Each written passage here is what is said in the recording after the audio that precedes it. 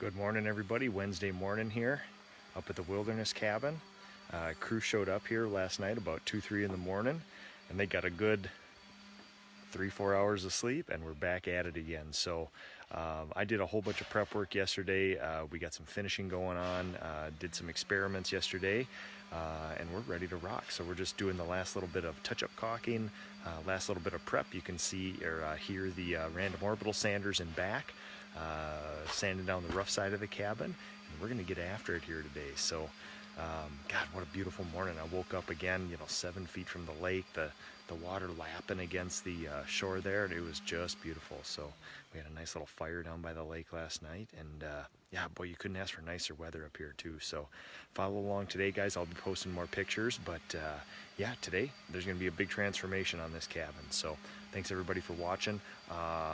Also follow the hashtag Wilderness Painter if you want to see all the pictures from my trip up here, the prep, and now the finishing.